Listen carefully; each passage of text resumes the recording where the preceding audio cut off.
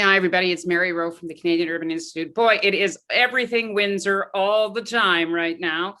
CUI Local comes to Windsor. What a fabulous, fabulous several days. I feel like we've been here for 3 weeks, just saying. But we've had such a fabulous time and looking forward to this conversation as much as the others. And then there's one tonight. So it just never stops. I'm signing in from Syracuse, New York, where I'm here with my sister. And this is the traditional territory of the Oneida and the Onondaga First Nation. And I'm going to pass to Princess to welcome us into your space. So over to you, Princess. Hello, everyone. My name is Princess Doe. I am a research associate with the Windsor Law Center for Cities, and I am also coming from the traditional territories of Mississauga Credit at the moment. So on behalf of the Windsor Law Centers for Cities, I'd like to thank each and every one of you for coming to the session tonight. We were founded in November 2019, which provides, in the Windsor Law Center for Cities, provides avenues for students, faculty, municipal governments, community organizations, and advocates to exchange ideas and to work together to achieve the goals of sustainable and inclusive local governance. So the Windsor Law Center for Cities supports research, teaching, and public engagement on the legal and policy tools related to municipalities and local institutions. So on behalf of the Windsor Law Center for Cities, I will also be giving a quick plug for, I believe is our final session for the conference, which is Saving the Best for Last.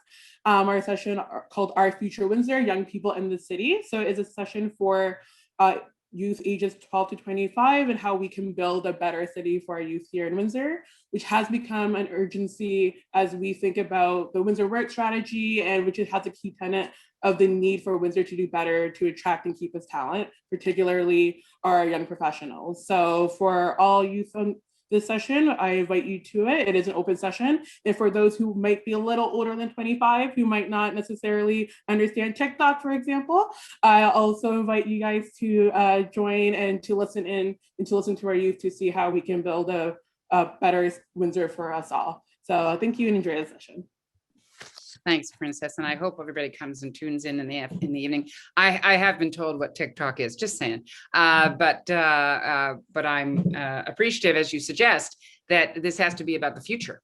And it has to be about how Windsor is evolving. And one of the things that we've heard over the last few days is lots of folks sort of reflecting on whether there's a bit of a disconnect between where Windsor is going and where it's come from. And that there may, in fact, be patterns of decision-making or leadership that may not quite be as with the future side. So that's not untypical, I suppose. It always takes older folks like me longer to get with the program, but this is why these dialogues are so important. And I'm really pleased to be able to have Jason Reynar here and Annika Smith to have a conversation with me about, is this mid-sized cities moment? A lot of people asked us, CUI Local is a fairly new program. We've only been doing it for half a year, but we just love it because we learn so much, and we feel like we're able to kind of create.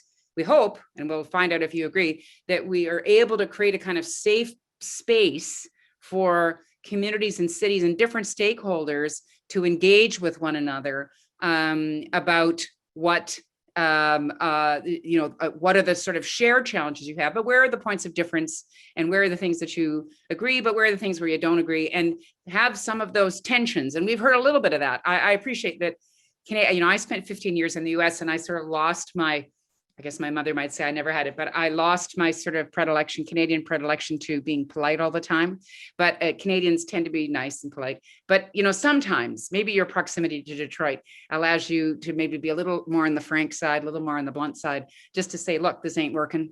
We got to change this, or whatever it is. So I appreciate the candor people have been sharing with us over the last couple of days. And we're going to take all the things that you've been throwing out and ideas and what about, and could we consider this, and how about that, and try to put it together in a document that'll be useful to you. And also will teach the country about what's happening in Windsor, because as we know, people form opinions on cities based on God knows what from decades before. And it's hard to sometimes restructure that. One of the reasons we started CUI Local, we started in two Western cities, Edmonton and Calgary, because we were curious for those cities to tell their stories about how their economies were actually diversifying.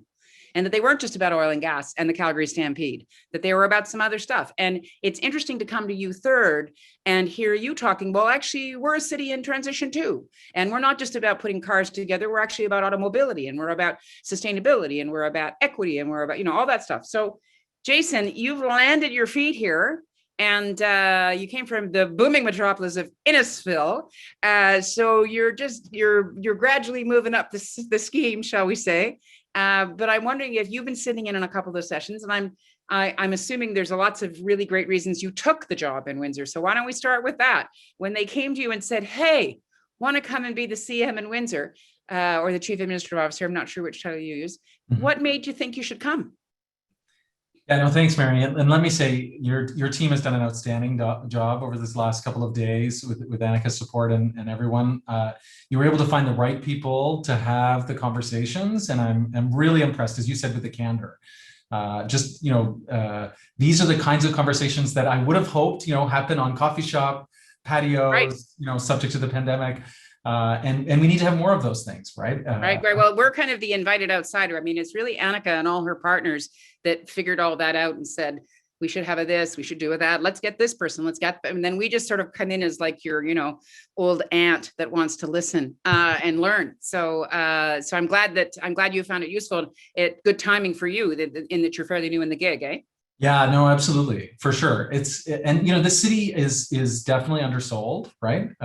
It's both by Windsorites, I would say, and external. The diaspora session that you guys had, I wasn't able to attend, but I did read the piece on it. And also called the pizza session. Just saying, they end up talking about pizza and parking quite a lot. Just saying. Yeah, no, absolutely. They're your biggest, they're our biggest champions, right? And we need to be able to we need everybody to tell that story about what's possible and what is today at Windsor. The truth is, if you come off the 401 and you come downtown, you don't see the beautiful waterfront and, the riverside vistas and, or get necessarily to try all the different food, which, I'm a big fan of the takeout, at least so far. I haven't seen the inside of any of the restaurants. But, the size is really exciting to me. And this is part of what we want to talk about today for sure, Mary and Annika, and I don't want to jump to it too fast, but, the idea that we have the resources, the expertise, the passion to really dig into some of the big, meaty, chunky issues like climate change, like equity, diversity, inclusion.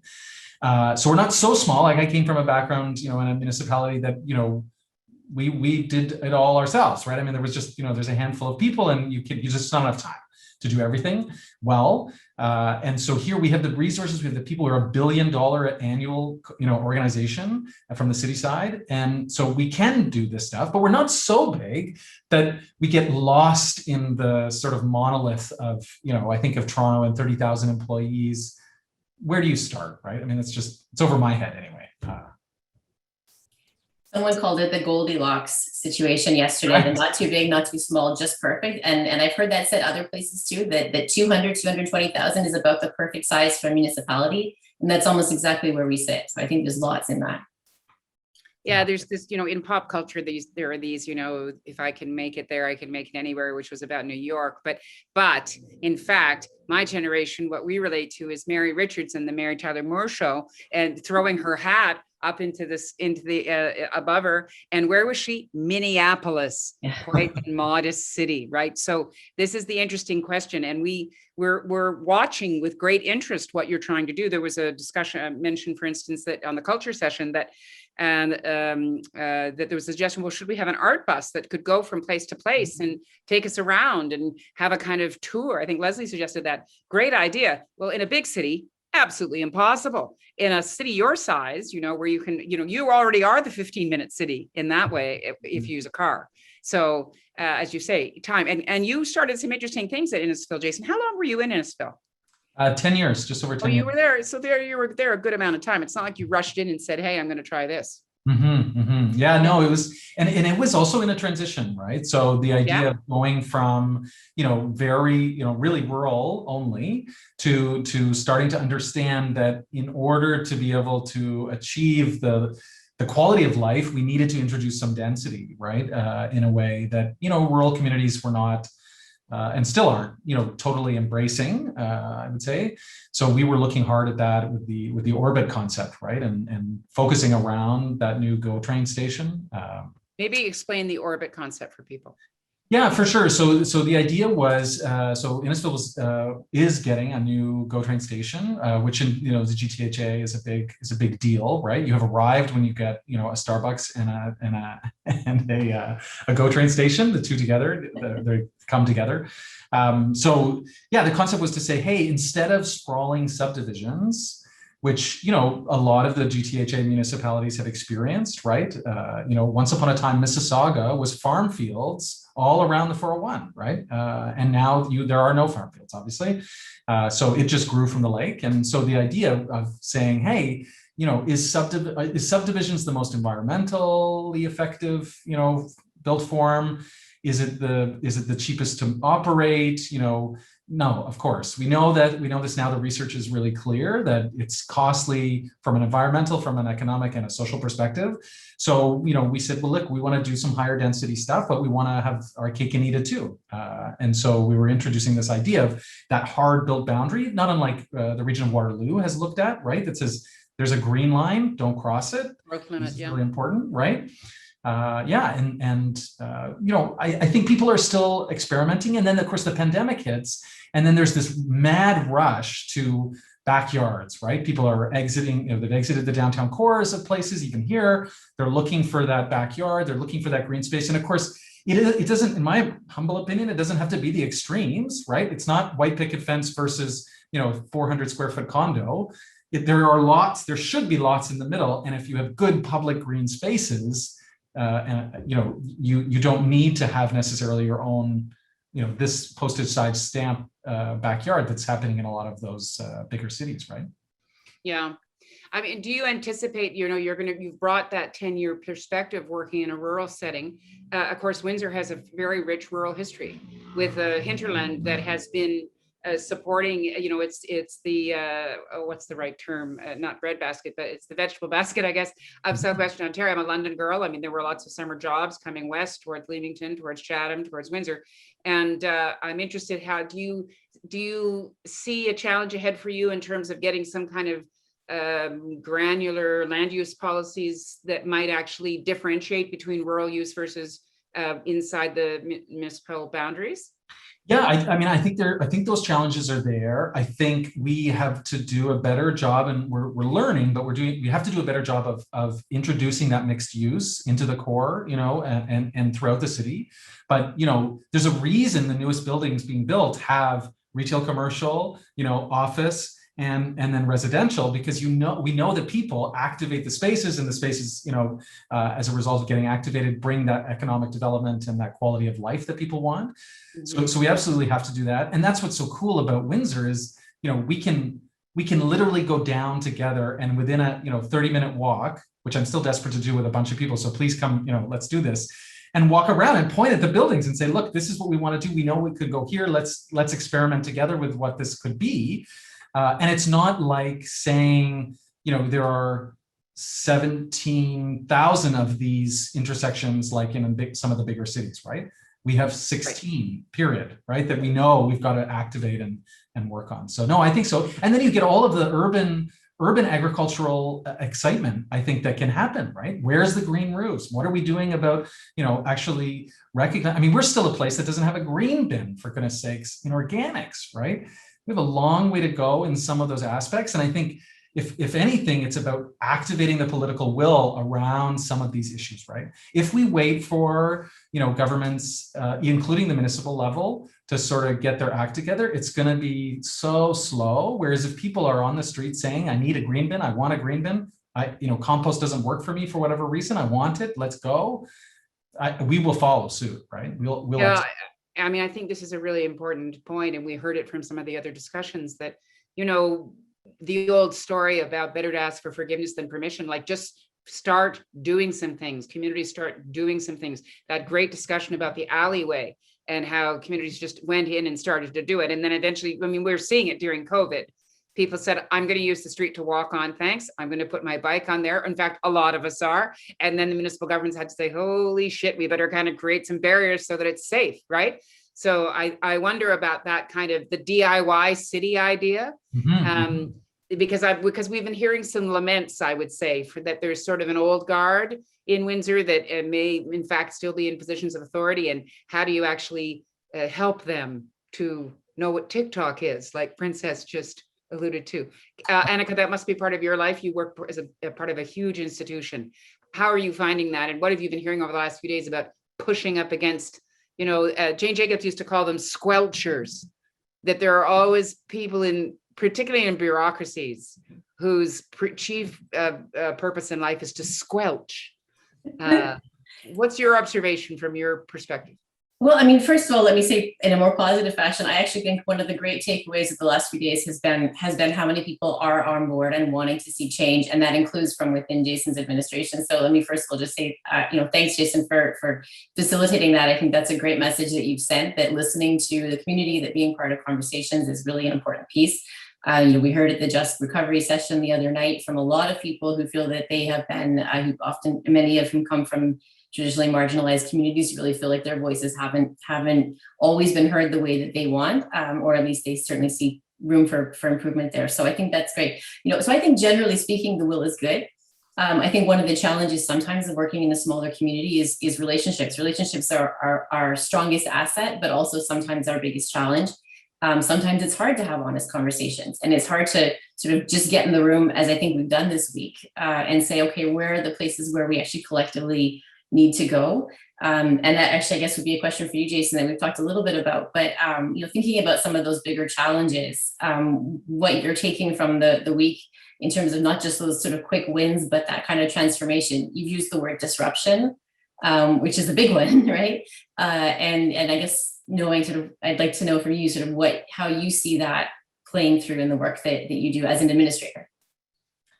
Yeah, and I will, acknowledge that I'm likely making some of my political masters uncomfortable using a term like disruption, but this is the way I look at it, right?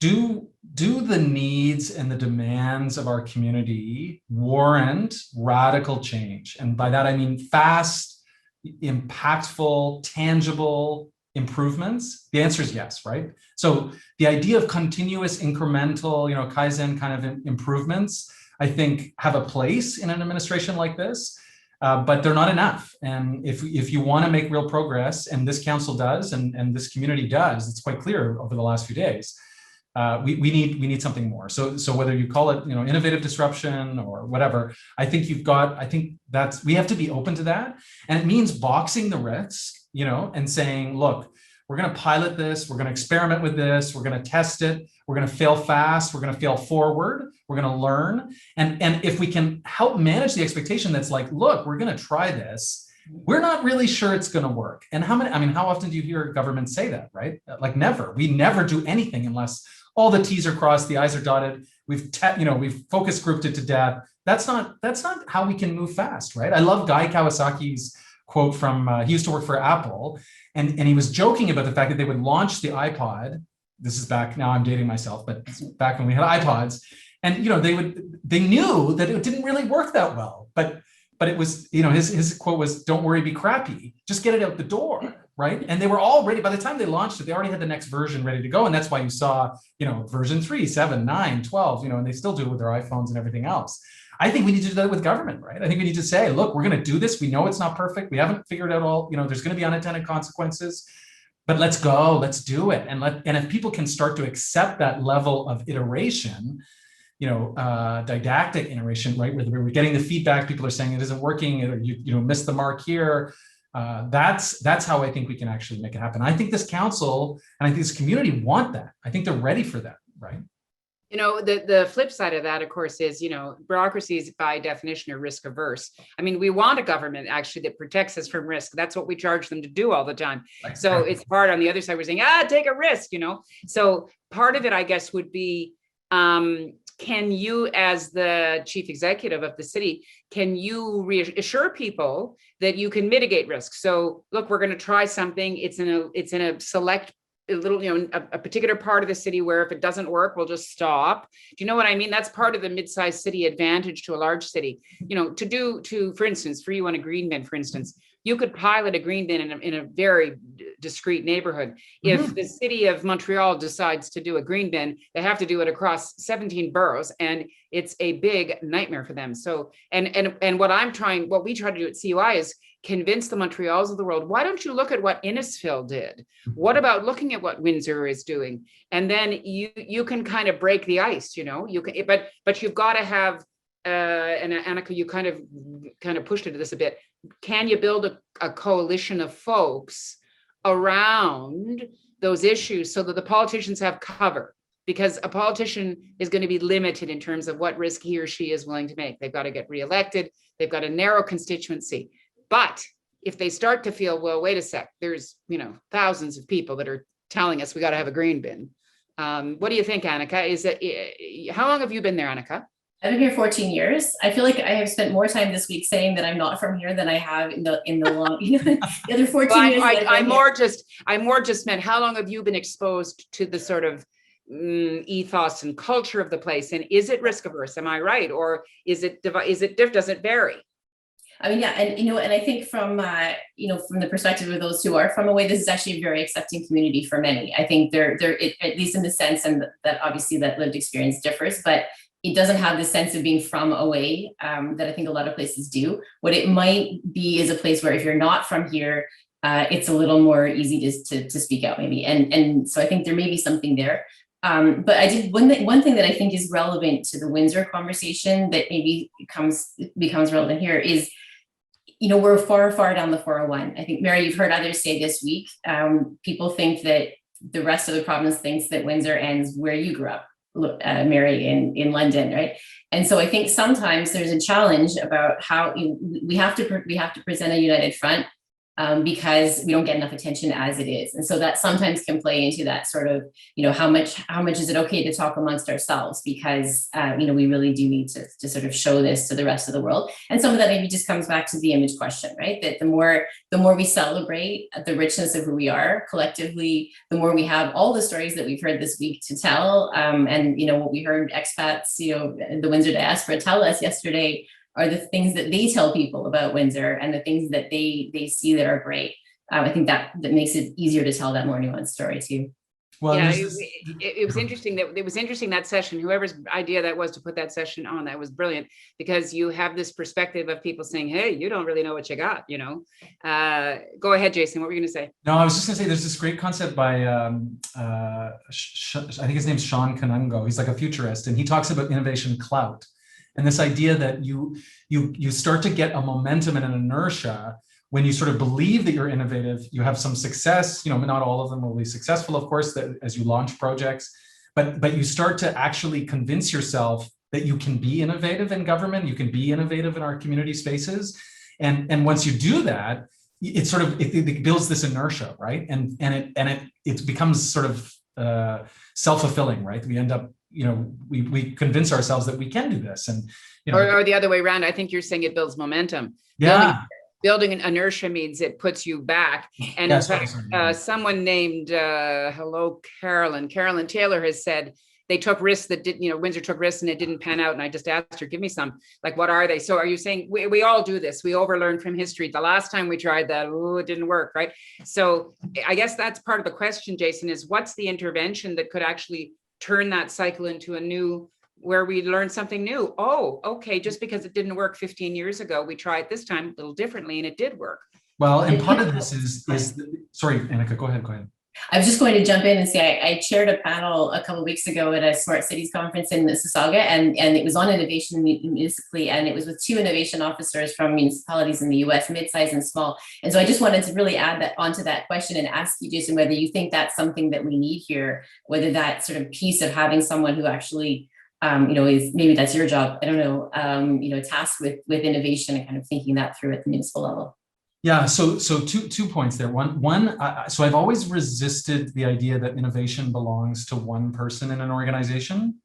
Having said that, the idea that you can have a champion who can help train, who can help, remove obstacles and kind of bring some of those innovative tools, technology, training, to the table, I think is really helpful. So I do actually think that's something the city will probably look at in the near future, is someone who can help be that internal champion anyways. But also to this point of it's not just us, it's everybody in the community, it's every organization believing that we can make these leaps. And if we have radical transparency around why something failed, see, I think part of the problem is that governments are very good at this, right? If there's, and Mary, this better than anybody, having worked in the Premier's office, like, if there's a mistake, we shove it under the carpet as fast as we possibly can, right? Like, no, that wasn't really a mistake. We actually intended to test it that way. That was, meanwhile, what we should be saying is, look, we really don't know how this is going to go. Put your seatbelt on, because we're going to test it out, and there may be consequences, and we're going to be transparent with everybody about saying these were the consequences. Guess what? We learned this. It didn't work. We're going to iterate. And the problem with government is that if it takes you 5 years to iterate, well, that's when people get frustrated, right? And they're like, well, you shouldn't have done it in the first place, because I would have rather had left it the way it was. How dare you introduce ride sharing when the taxi service was working just fine? Meanwhile, 5 years later, the community has transit that never could possibly afford traditional transit, right? Right. I mean, it's back to this culture of risk taking. And I want to go to Annika for a sec, because, it's not all on government, right? And, what would you say as somebody who's leading a city on a center that's focused on cities, about how do you think we can foster innovation and we can foster risk taking? Do you have a sense of that? And people are asking in the chat, is that part of how we recruit talent, for instance? If people start to say, which is happening in your sister city across the river, where people say, hey, you know what? You want to try something? You go to Detroit. You want to try something? You go to Windsor. Do you have a sense of that? You have a student population, you're on a campus. What's your sense? Yeah, I completely agree. And I think there's been some great conversations this week about the role of the university, and I think an ever closer sort of collaboration between higher education and the city. I think that's a great development. I know, all kinds of collaborations across campus and at the central U. So I think all of that is good. I think we are a city of innovative people. Sometimes we tell ourselves that we're not, but I think we actually are. We're great for small businesses in lots of ways, all kinds of people with great ideas. And I think some of that is the story we need to tell, that we are not only sort of transforming the economy, centrally, but also that we're putting those incentives in place to attract the kind of people to return, to come for the first time and to stay and not leave, and feel like this is a place that really supports that. And some of that again is maybe incentives. Some of that is the livability aspects that we've talked about in the last few days that we know young talent is looking for. I have teenagers at home. We know there are lots of them around. We'll hear from many youth tonight about what it is that they want. But I think that's part of it. We are missing, I think, often that sort of that piece of the population in their early 20s too, right? Early to mid. I mean, obviously we have lots there, but in terms of sort of the point where it feels like people want to leave for something else is often around then. And then they don't come back sometimes until they're kind of like the stereotypical, married with a couple of kids or whatever, busy with lives, kind of have an established life. I think that those creating years, we could do more to foster. And some of that is lifestyle. Yeah, this is a lament in so many places where, as a person who left my hometown, London, love London, just saying, any Londoners love London, but I couldn't get out of there quickly enough, and I wasn't going to go back there. And I don't think that had anything to do with London. I don't think it had, you know what I mean? So anybody that was worrying that London was bleeding population, we weren't leaving London. We were just moving somewhere else because thanks, we'd been raised by parents, we were ready to go. So I think this is, as you say, often there's an out migration and an in-migration that matches. So I'm interested, for instance, in terms of immigration, that came up in other sessions, are we going to be able to start seeing a nominee program municipally so that cities can start advocating more for immigration? That would be, and have more say as to who they can attract. And again, Windsor is a very attractive settlement community for a newcomer, particularly someone who's coming from the US and may have come from somewhere else and temporarily settled. So that's, interestingly, a question, would you like to invest in that particularly? Thank you, Carolyn, for responding in the chat. She suggested 3 mistakes that she feels were made. One was an aqua center. The second is an arena. What is the third? The casino. And so these were investments made to intensify that, in Carolyn's view, haven't actually panned out. What do you make of that there, Jason? And I'm just going to put it in this context. There's going to be a lot of dough rolling around post-COVID, a lot of investment dough. and there's going to be every government looking for ways to try to bolster economies. Are we at risk that we're going to build some mega projects that are the wrong projects? What do you think? And in the wrong places potentially. What do you think there, Jason? Yeah, I mean, I think there's always that risk. I think the context changes. COVID has changed so much of what we thought about, recreation spaces, for example. I mean, we will never design a rec center the way we did before COVID, having learned what we have, So I think there are those risks, and I guess it comes back to how many risks are you taking? How much spaghetti are you throwing at the wall? What's going to stick? Are you learning from your mistakes? Like, do we debrief why these three in particular? Does everybody have is there an accepted narrative across the whole community about why this worked or why it didn't work? I don't know the answers to those things yet. It's only been 9 weeks, but I do think we have to be, we have to learn to fail and to move quickly enough that we can reintroduce, we can go to something else, right? And we can learn from it. And we got to take advantage of the stimulus funding. We were having a conversation with our Detroit counterparts, and they're saying, the Biden administration is ready to roll out, I don't know, I can't even say the word, $1 trillion. I don't even. A lot of dough. Zero, zero, zero, zero. And they're saying we're going to do all kinds of stuff. And my advice to council and the community would be, please don't do the same thing we did in 1950. When we said, oh, this is where we would dump a bunch of stimulus money. That's not the way it works anymore, right? I mean, that's not what's going to attract people. We want to be the community that's landing the planes of people who are interested in moving to some really interesting places to live, quality of life, as opposed to trying to sell people. I don't want to sell anybody on Windsor. I want them to know about Windsor because it's just an amazing place, right? We've created such an amazing quality of life, live, work, play, the whole, cliche. And people we're going to be choosing which businesses to decide to locate here because we've got limited space, right? We want the right type of business. We want the right type of jobs, the right type, and we'll just be a magnet for that kind of attraction, I think. A lot of it's about mix, isn't it? Because you know the old story, if you have a main street that only has nail salons on it, it's the monoculture system doesn't really work in any way. So you want that right mix. I just want to comment on some of the things in the chat. First of all, Samantha, absolutely. Thank you for calling me out about that. Multi-generational living is something that lots of families, particularly non-white families or families of different cultural backgrounds, totally are committed to. So are you creating communities where actually the 20-somethings don't actually go other places? They actually stay rooted in around where their parents are. We've seen that during COVID, that the and I think this is a tragic challenge we have to come to terms with in cities across the country, that multi-generational dwelling units put people at risk for aerosol transmissions. And then we did not do interventions. We didn't have the data, but municipalities didn't have the power to do the kinds of targeted interventions to keep those people safe. So we saw disproportionate incidences of COVID and death in communities where there was multi-generational living, which is often people who are people of color. So have you got thoughts on that, Jason, in terms of back to choice?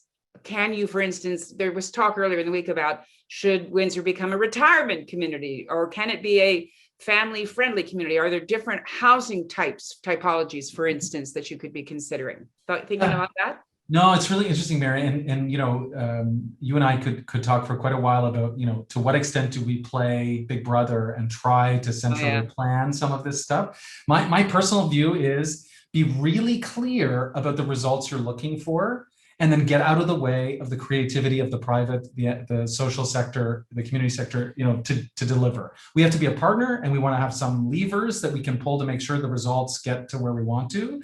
But like dynamic zoning, for example, right? I mean, the idea that depending on what happens in the neighborhood, there are automatic rights that get attached to that property as a result of what's going on around it. Which, if you're unless you're China, you're never centrally planning that at our level, right?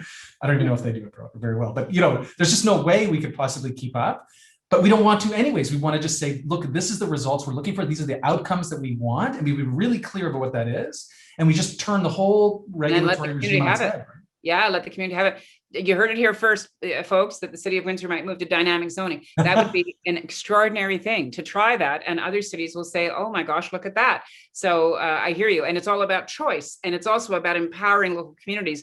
Could we get these things decentralized to neighborhoods where neighborhoods had some say? and it wasn't being decided not just only at City Hall, but at Queen's Park, or in the case of housing in Ottawa, so far away. Well, and Mary, we can get away with some of this now. I mean, I hate to say it, I don't know who's watching, but Yeah.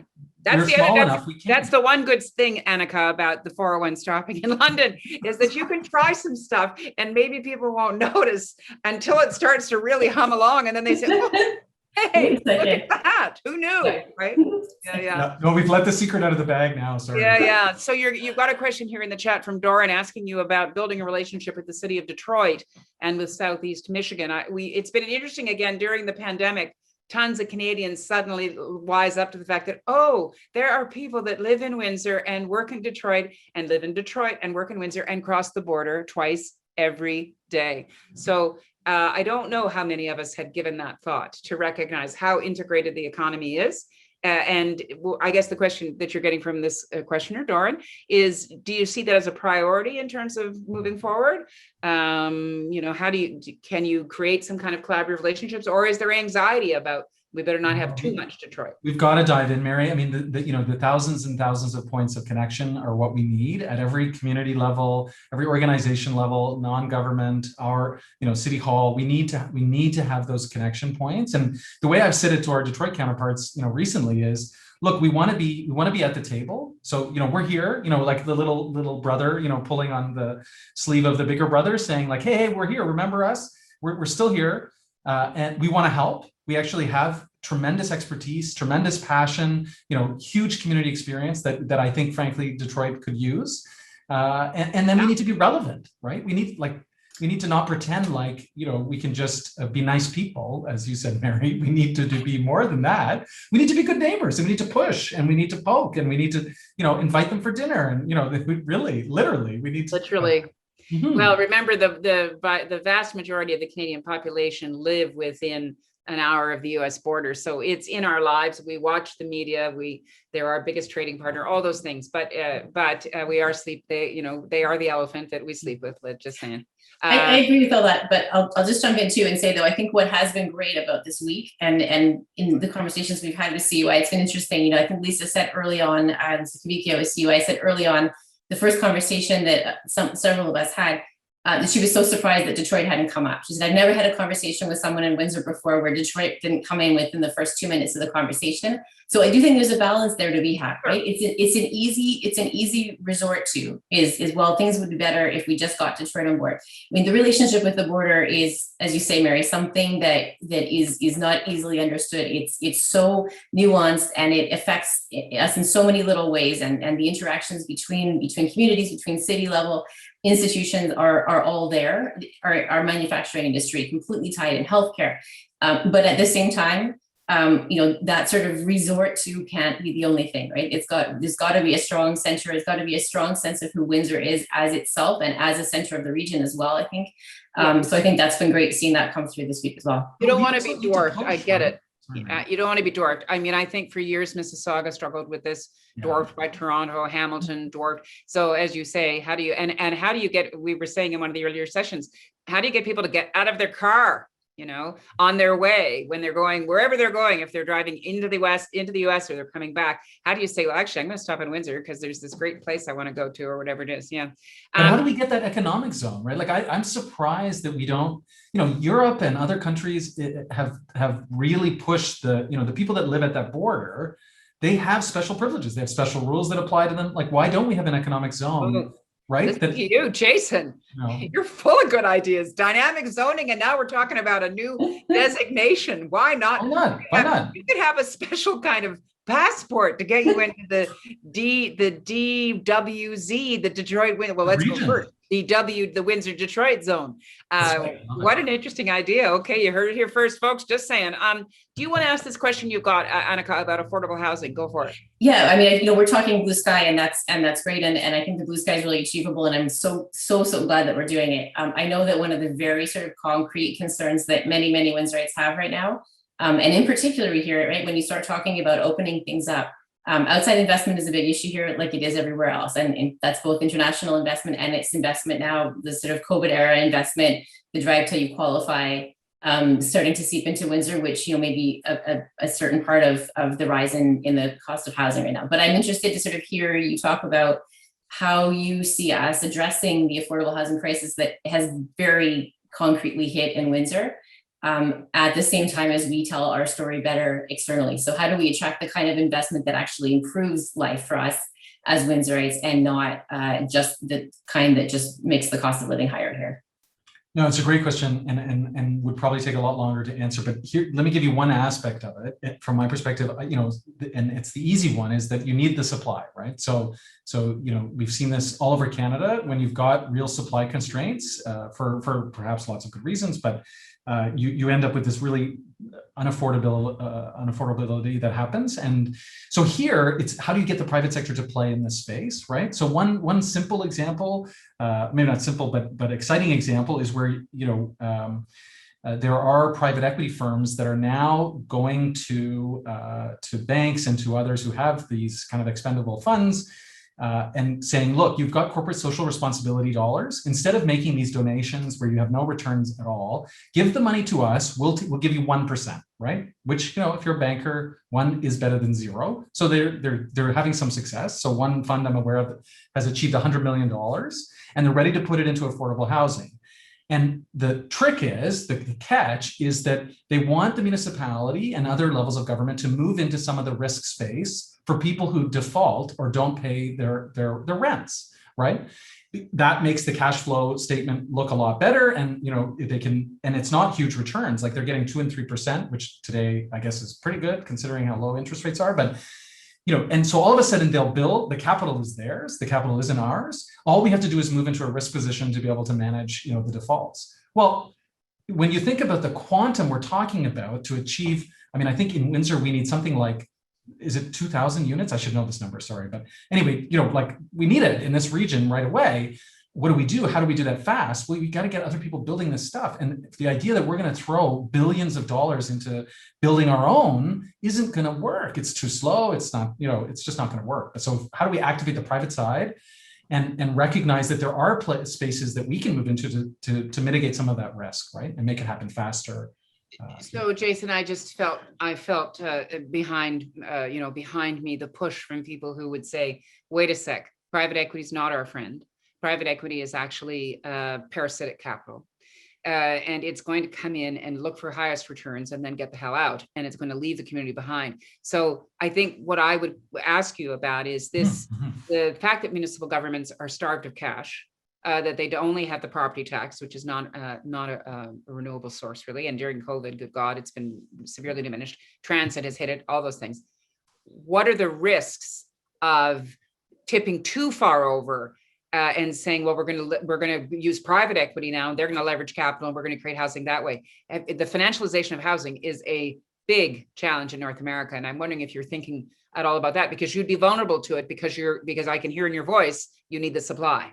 Yeah, no, you're right, Mary. And to be clear, the money I'm talking about is the corporate social responsibility money that private equity firms generate.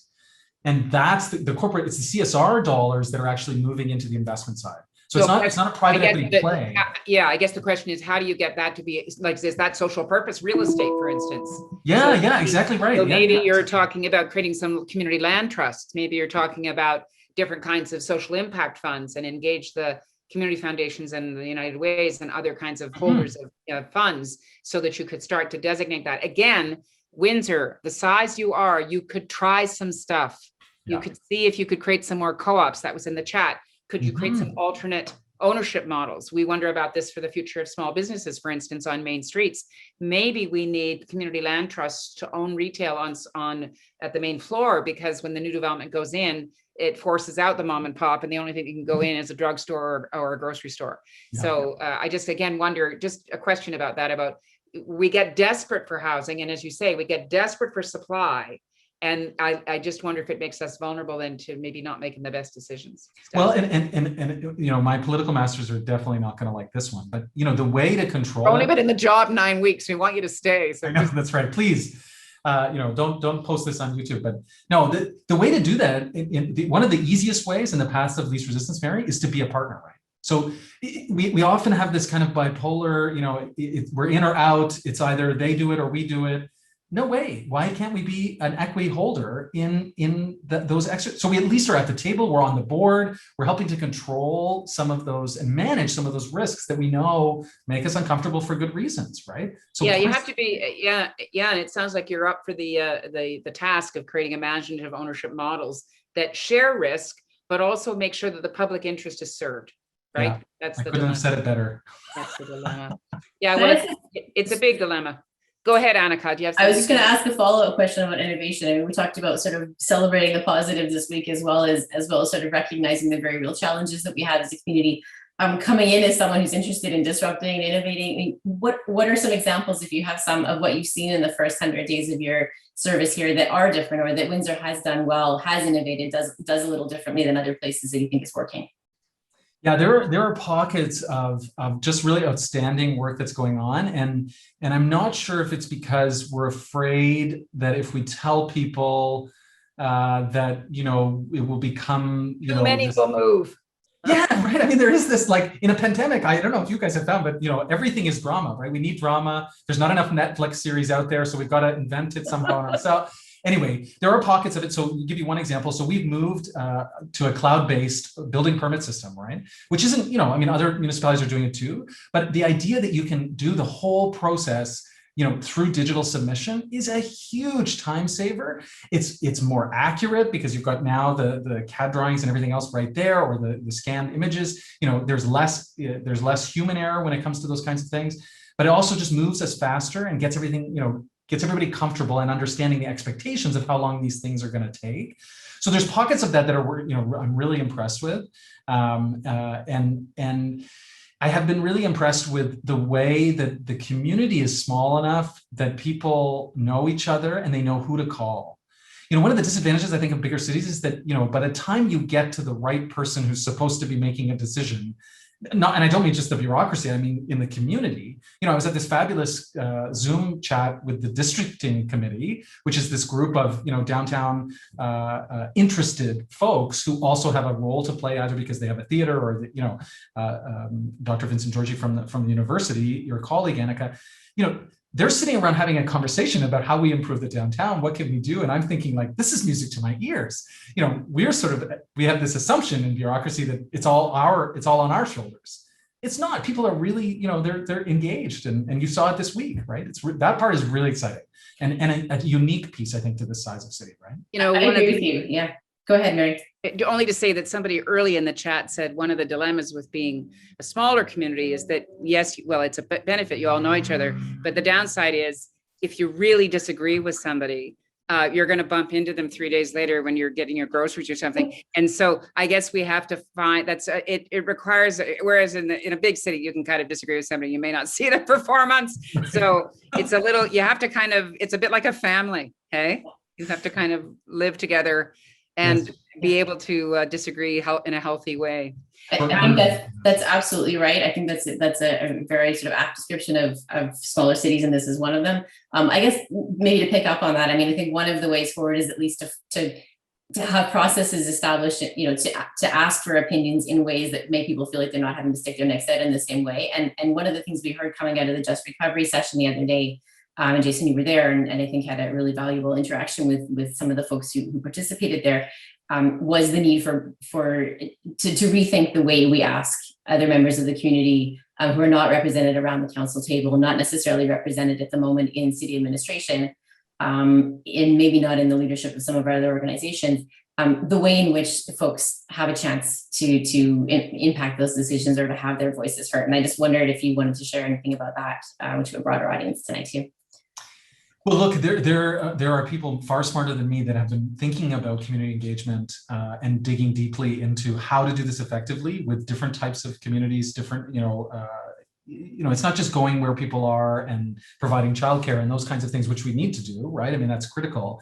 But it's also being transparent about what is the engagement about, right? I think that we trip over ourselves on the community side and on the administration side when we say, as if one community engagement model fits all, right? Sometimes we're informing, and we should be clear and transparent about that. We've already made the decision. This is happening. It's a grant from the federal government. We're just moving forward or not, right? And then there's that spectrum, which is, asking, listening, moving all the way to, we're actually going to co-create together. And so let's be clear and transparent about when those opportunities exist and when they don't, and from an administrative perspective, it will help us because we'll be able to build in that time frame into the projects, right? Because I don't know that people want to co-create the sidewalk that's going in beside. Maybe they do. I don't know, but we need to ask. But there are bigger plays that we frankly don't want to do it ourselves. And council, God love them, are doing the very best that they possibly can, but they can't possibly know what everybody is thinking or in a given community. And they want to hear, it's very clear they want to understand what people are thinking and where that creative energy can come in to help co-create where it's appropriate. One of the critical roles that you have ahead of you, though, Jason, is that you have to be the arbiter when you've got a council that are focused on their own particular constituencies and their own wards. And how do you stitch together a broader narrative? That is a big challenge that city administrators always have. How do you get the member over here to give two hoots for what's going on over there, right? That's why there's 11, Mary. I get it. I feel for you. You're trying to build. You're going to try to be building coalitions and collaborations all along. Couple of questions before we're done. One question is, what do you think the impact of work from home is going to be on Windsor? I don't know whether you meant the city of Windsor meaning municipal employees, Rajat, or do you generally mean the whole community? But anyway, over to you, Jason. The impact of work from home. Yeah, so we are rapidly trying to get a policy together to allow staff that are appropriately can appropriately and effectively perform their duties from home or remotely, frankly, wherever that might be, so that both sides, the staff member and the management, are comfortable with that sort of an arrangement.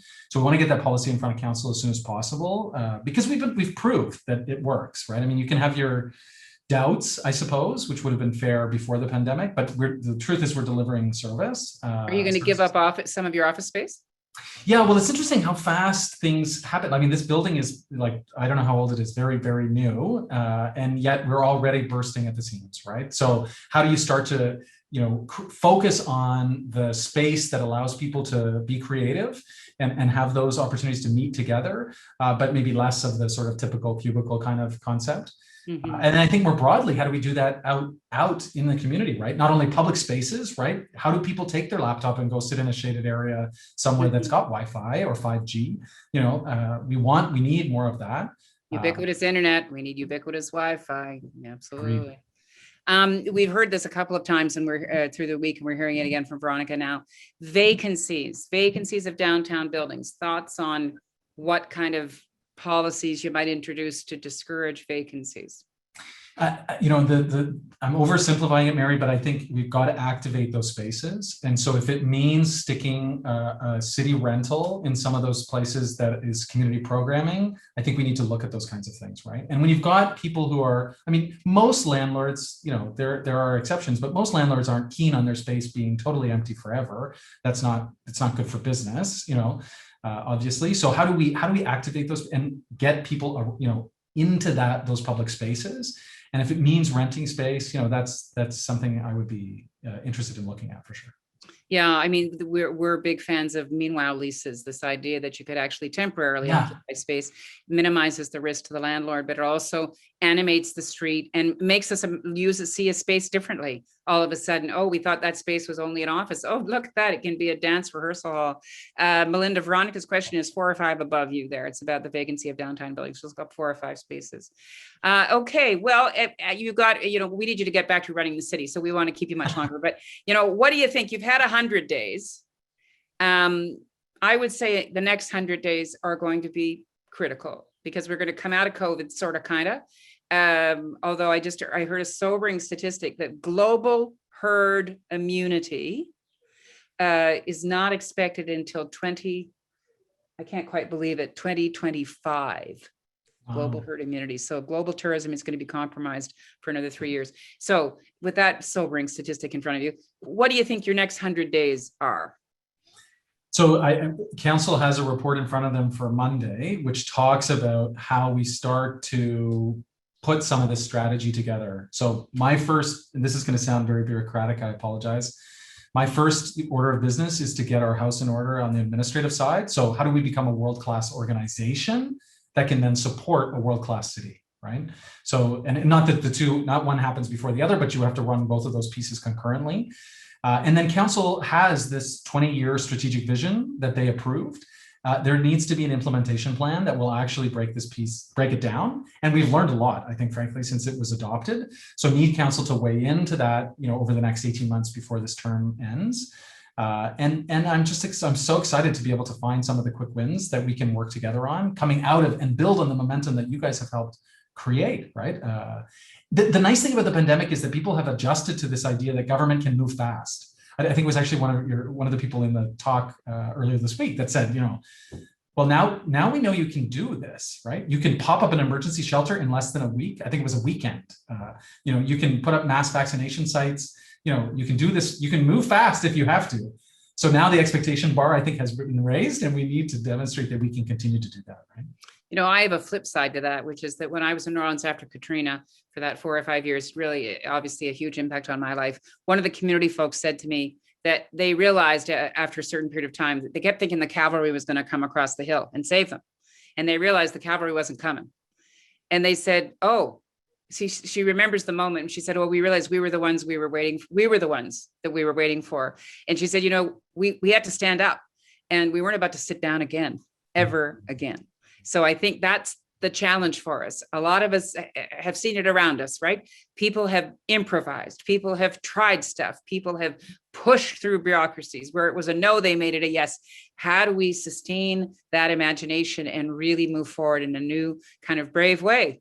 It's never waste a crisis, as they say. Annika, any closing thoughts from your side? And we're just going to encourage all the young people. Don't forget, in an hour, it's all about young people in the future. And on that note, let me just say, we have a 20-year strategic vision. The other thing we have is a climate crisis and a climate emergency declaration. And so maybe as we segue into thinking about what the youth are going to tell us and what they need to hear, and the idea that there's nobody else to save us, I think that is certainly something else to be keeping in mind and sort of thinking through what that vision looks like, and where are the quick wins, where are the quick pivots, the pilots, which will allow us to get there. And of course, we know, working on it, density, working on active transit, all the pieces that are happening anyways are quick wins on climate too. But I think that framework is critical as well. Thank you so much for the conversation, both of you. No, delighted. And, what's that expression, when man plans, God laughs? Let's just remember that Windsor Works is a great thing, I'm sure, but remember, those plans have to change. We've heard lots of critique of it over the last few days about what it doesn't include. And just what Annika said, just when you think you're over one crisis, a new one surfaces. And now we've got climate and equity staring at us square in the face. So with that, a bold ambition, thanks, Jason. Really wonderful to see you in this context. I'm looking forward to seeing what you're going to pull off here. Really. Welcome to your new gig. Put Windsor get Windsor the kind of amplification and profile that it deserves. And thanks everybody for joining us in this discussion. As we always say, this isn't the end, it's just the beginning.